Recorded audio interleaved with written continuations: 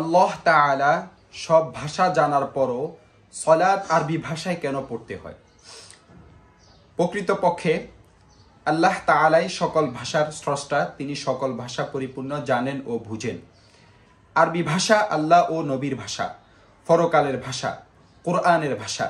আল্লাহ যে শব্দে যে কথা বলেছেন এর যথার্থ অনুবাদ আর কোনো ভাষায় অন্য কেউ করতে পারে না। হ্যাঁ, বাবার্থ বা কাছাকাছি অর্থ করা যায়, করেছেন অনেকে, কিন্তু আল্লাহ কোরআনে যে শব্দ বলেছে এর যে শক্তি এবং আবেদন তা অন্য কোনো ভাষায় কোনো মাখলুক প্রকাশ করতে পারে না। ইসলাম কিয়ামত পর্যন্তের ধর্ম, তা অবিকৃত আকারে বিদ্যমান থাকার জন্য ইসলামের মূল বিষয়গুলো যেমন মৌলিক ইবাদত, কোরআন হাদিসকে তার মূল ভাষায় বাকি রাখা জরুরি।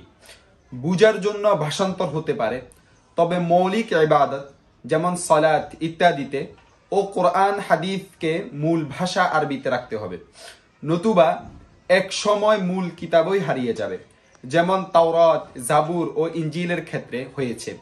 এসব কিতাব এমনভাবে একের পর এক ভাষান্তর থেকে ভাষান্তর হয়েছে যে এগুলোর মূল ভাষার কিতাব বিলুপ্ত হয়ে গেছে এবং অনুবাদ হতে হতে তা মূল ভাষ্য থেকে সরে মানুষের মানবরচিত গ্রন্থে পরিণত হয়েছে। তাই ইসলামকে অবিকৃত ও মূলের উপর বাকি রাখার জন্য ইবাদত সমূহ যেমন আজান, ইকামত, সালাত ইত্যাদি ও কোরআন হাদিসকে আরবি রাখা হয়েছে।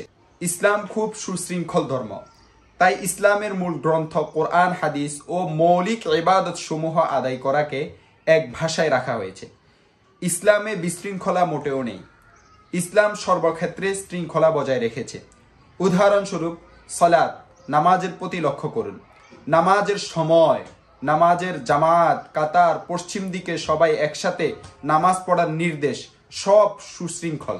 অনুবাদ মানুষে করে, মানুষ থেকে ভুল হওয়া স্বাভাবিক, তাই সন্দেহজনক অনুবাদ দিয়ে মৌলিক ইবাদত করতে নিষেধ করা হয়েছে।